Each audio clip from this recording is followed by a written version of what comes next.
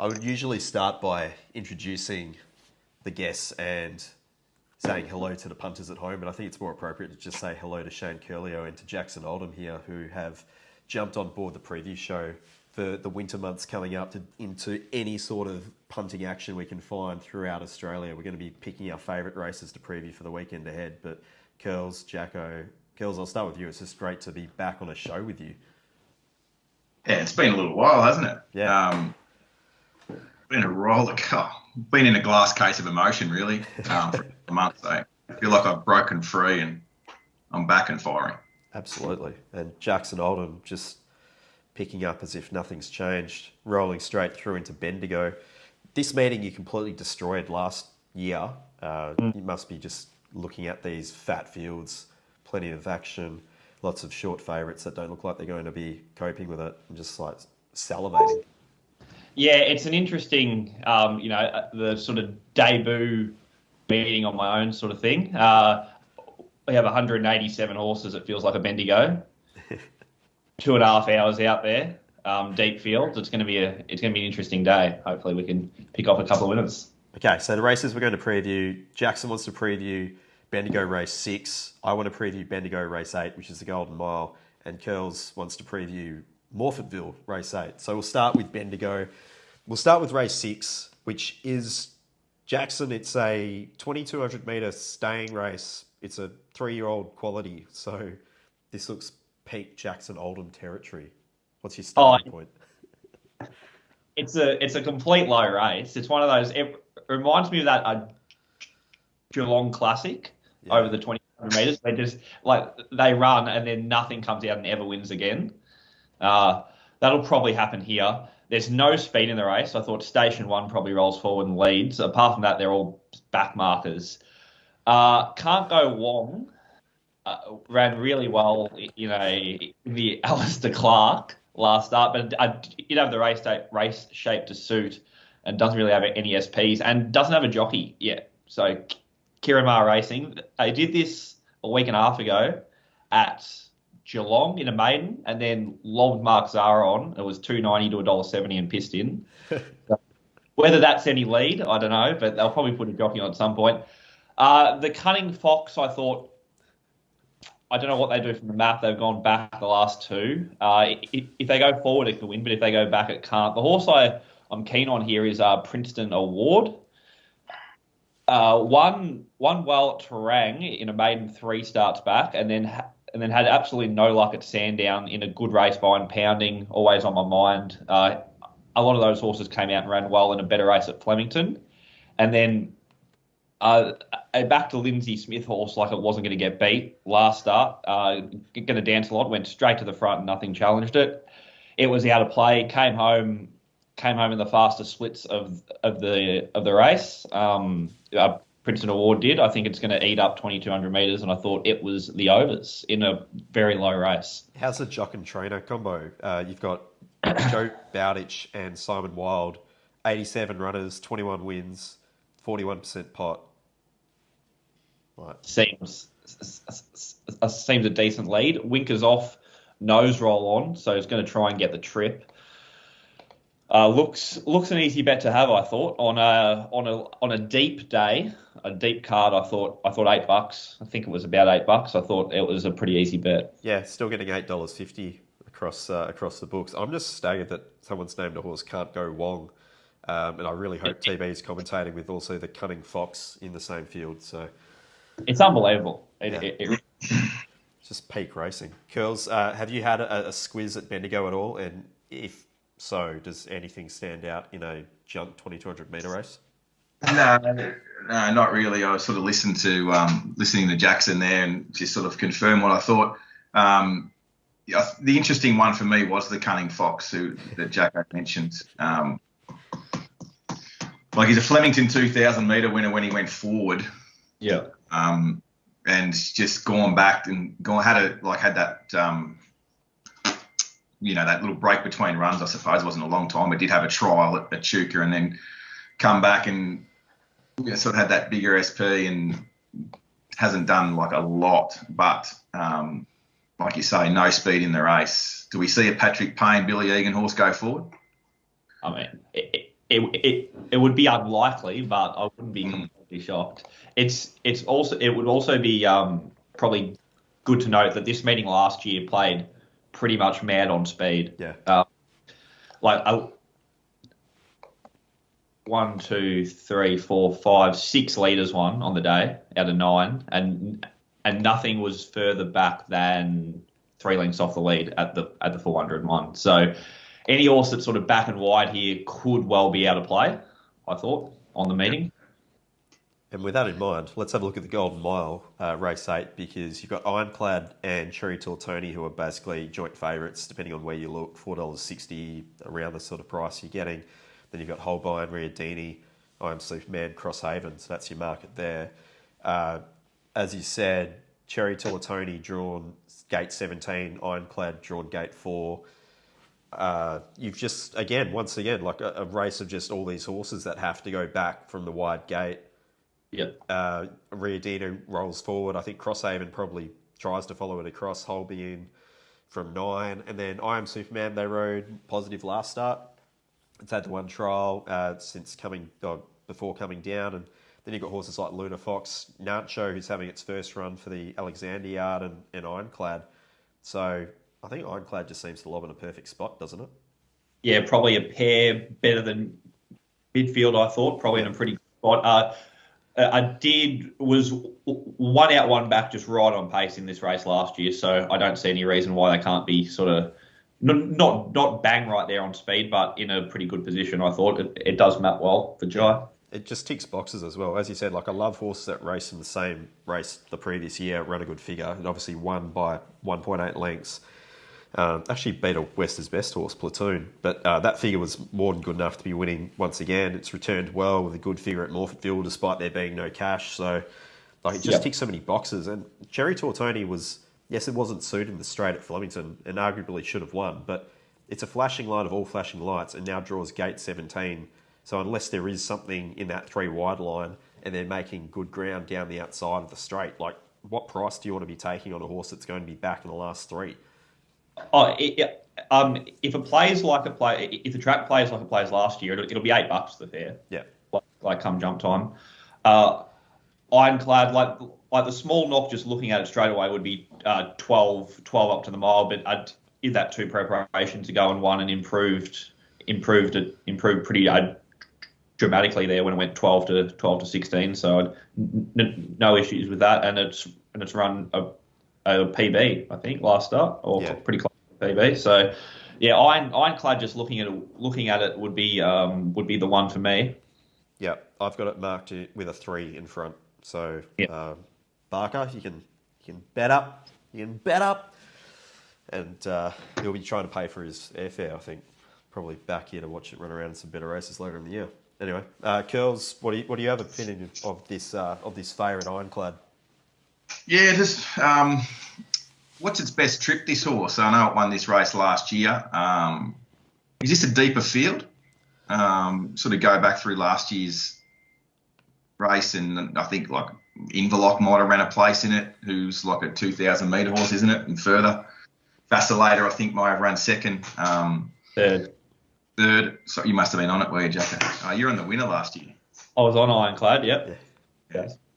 Yeah, so I mean, obviously how that track plays will be interesting to sort of like determine tempo, but like it does get a reasonably good map, doesn't it? I didn't mind the form that I Am Superman brings. Hasn't been far away. It's far off. Some proper horses. I'm not sure whether we were on it collectively, but I was definitely on it when it ran second at Caulfield, and we're counting the cash at 150. When Cinnawang got it down, and obviously that run behind Think It Over was strong enough, and I thought it was the only other horse, well, the other horse, because I think it gets a similar type map and running transit, and if the track's playing fair, you could sort of see them two making their runs together. Yeah, I've got it marked 9, so like pretty much bang on the market, but yeah, absolutely. Like if you're playing in the race, that's the way I'm looking to build a book around those two. I have it with an 8 in front of it, and I have an Ironclad with a 3 in front of it as well. So they're the 2 overs for me in the race. And this is not scripted. Yeah, no. I want to see Ironclad. If I'd like to see Ironclad, run well, and I think it might be a Brisbane Winter Carnival horse. So you're sort of like keeping an eye on these types of horses to sort of come up to my neck of the woods in the next couple of months and see if it can take that next step. So it'll probably, if it can win here, you'd think it's a chance to go something like that. Speaking of the Brisbane Winter Carnival, Curl, should we use now to talk about what you're going to be doing over the carnivals over the next 3 months or so? Once again, a brilliant unscripted segue there. So obviously with the preview shows and that sort of stuff that we do, we'll be talking about everywhere else but Brisbane, because I'm adding a layer to the service for the next 3 months, for the 3 months pack. It'll take us all the way through to the Brisbane Winter Carnival, where I'll be doing a preview of the meeting on a Thursday afternoon that gets sent directly to subscribers, as well as adding the pre-race voice updates for the Saturday Metropolitan meetings, on top of betting all over Queensland wherever there's a bet. So plenty of value add to the service for the next 3 months. And not only that, we've knocked off a big discount as well to get as many people involved. Great value for money service over the next 3 months. That's a great time to get involved. There's no doubt about that. Okay, so that's 3 month subscriptions, or you can buy a 3 month one-off purchase as well if you like. That's all available now in the store, 3 month only. Join Curls for the entirety of the Brisbane Winter Carnival. Bloody wonderful. Thanks for joining us. Well, we've still got one more race to preview. Let's have a look at this Adelaide race. What's it called? It's race 8. It's called the Manihi. Great filly. Yeah, okay. Sure. Mark Lynn's just watching, just shaking his head, just going, oh my God. You've got Lombardo, favourite, Zach Spain on board, $2.70. Rock the Ring, second favourite with the bigger shins for $3.70. And then Dexilation, which my partial dyslexia really wanted to say Delexation, $8. And Perfect Route, what price is it? 30 to 1. Oh, okay. Cheap. Now, I'm going to take responsibility for nominating this race because I've gone through, tried to find some of the better races across the country. So you'd wonder why I look at Adelaide, but I did see a listed quality. And I seen Zach Spain on a favourite with a tricky map. I thought we could find something here. So let's dig deep. Okay. Do you want me to start? Yeah, go for it. That'd be good. Cool. I found Zach Spain on a short price favourite with a tricky map, so I thought we'd dig deep. You got any thoughts, Pistol?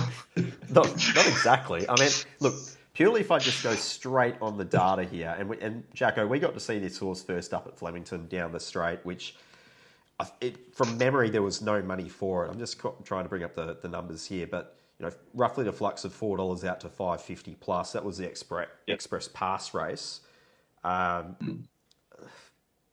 I mean, it just didn't seem to really do that much, but at the same time, I think there was probably a knock on it down the straight anyway. I know it had some various levels of, respectable defeats previously, but it didn't exactly scream, I'm a straight horse. So it might very well improve going round a bend, but even then, the splits going through the line, I'm just looking at them just thinking, I would have preferred to see something a little bit more off a very slow tempo. Yeah, I would tend to agree. I did think he was a bit heavy there, so he'll improve on whatever he did, and it was a pretty plain run, I thought. Does have a pretty strong peak at this track though. A minus 10.7, tricky map, Zach Spain. That's about all I've got to add. What's Zach Spain like on a leader? Like, is he on board just to take the horse straight to the front? Is he going to be able to overrun a few of these other ones early and just lead and dictate? Can he get the front? That was my query. Yeah, he's okay. I wouldn't call him great on a leader, but he's not awful. So he's not Carleen Heffel. That's what you're saying. If Carleen was on board, you'd be like staking with more confidence if you wanted to back Lombardo. Oh, Carleen was on Black Caviar 2.0 at Bairnsdale on Sunday. It was $1.80 to $1.45 for, I think it was Coolmore's, the Coolmore colours, and she's dead set, almost fallen off, and it still won. Yep. It was one of the more incredible watches. Yeah, I laid on principle. I thought Lombardo would struggle to find the top. So I thought it might have been a good one to bet around. The problem is trying to find something that you could be confident to find the right spot and knock it off. Maybe the Shins is the man here.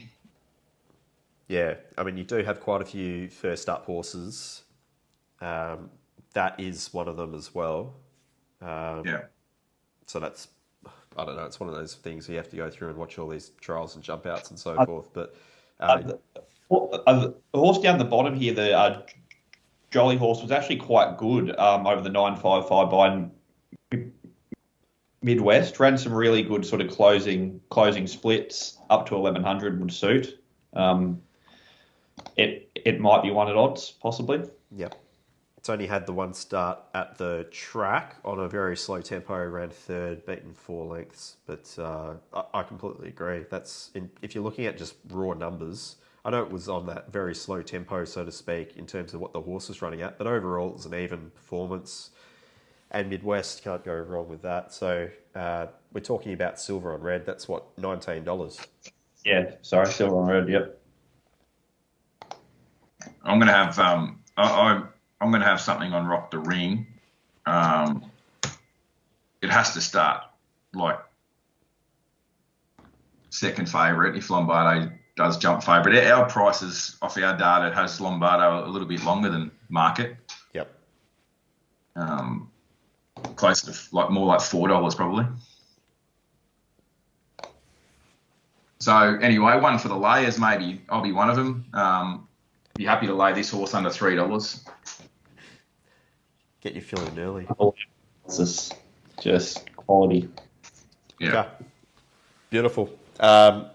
Thanks for jumping on board, guys. We should probably actually mention the previous captain of the show. Almost forgot about him, as if just business as usual here at the Mailbag. Cheerio to Jack Dickens and whatever he's up to this week. What about that? Shit. Right, Jack. Yeah. Friend of the show. Yeah, friend of the show. Long time caller, first time Listener. not on the shower. Yeah. Guys, enjoy the weekend. Jackson, enjoy the drive to Bendigo. Looking forward to Mounting Yard Mail. I'll hopefully be back in Perth at Ascot for the Karrakatta this Saturday as well. So Group 2 racing for 2-year-olds, which I can't wait. I probably won't be allowed in the yard because they still have COVID protocols, but I'm sure I'll be able to sneak my way in somehow. Geez, how much have you been winning on the punt just to fly to Perth every Friday to do the Mounting Yard Saturday and then fly home? That's amazing. Fly and Amazing. hunting. It's got to be a thing. FIFO. Yeah. Amazing. Guys, we'll catch up on Monday for a bit of deep diving. Look forward to it.